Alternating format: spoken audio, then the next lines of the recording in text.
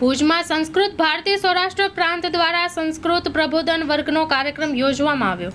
नमस्कार सर्वेभ्यो नमो नमः। मम नाम डॉक्टर पंकज घनश्यामभाई त्रिवेदी। अहम संस्कृत भारती सौराष्ट्र प्रांतस्य मंत्री रूपेण कार्यं करोमि।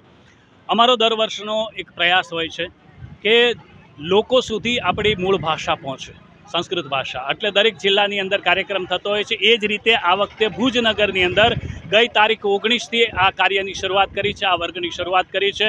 અહીંયા 80 લોકો 80 યુવાનો એમ કહીએ તો ચાલે, જેમાં 19 વર્ષથી લઈ અને 78 વર્ષ સુધીના વ્યક્તિઓ અહીંયા આવ્યા છે અને એ સંસ્કૃત ભાષા બહુ સરળતાથી શીખી રહ્યા છે।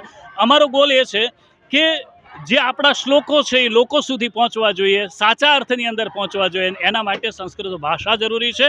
એટલે અમે સંસ્કૃતના માધ્યમથી સેવા કરી રહ્યા છીએ।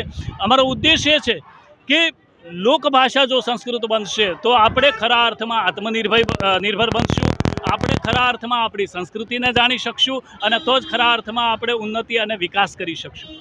અહીંયા તમે જોયું હશે કે ભુજનગરની અંદર એટલા દિવસથી આ વર્ગ ચાલી રહ્યો છે। આજે શોભાયાત્રા પણ નીકળી, સંતો મહંતોના આશીર્વચનો મળ્યા। અહીં અમારી પાછળ તમે જોશો કે આ સંસ્કૃતમાં ગરબા ગાઈ રહ્યા છે, ડાન્સ કરી રહ્યા છે। આ બધું જ આપણા સંસ્કૃતમાં છે।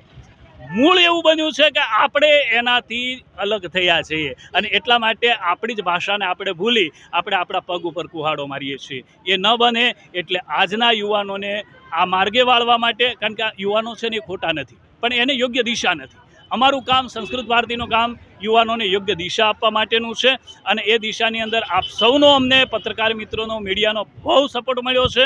અમે એનાથી પણ ખુશ થઈ અને અમારો ઉત્સાહ વધારેમાં વધારે વધે છે, બરાબર। આવનાર દિવસોની અંદર તમે જોશો કે ભારતની દરેક ગલીની અંદર, ભારતના દરેક ગામની અંદર અને ભારતના દરેક રાજ્યની અંદર સંસ્કૃત ભાષા છે જન જન સુધી પહોંચશે અને એ રીતે સંસ્કૃત ભારત, સુસંસ્કૃત ભારત અને સમર્થ ભારતનું આપણે નિર્માણ કરશું એવી અમને આશા છે અને એ આશા અમારી ફળીભૂત થશે એવી પરમાત્માને પ્રાર્થના છે।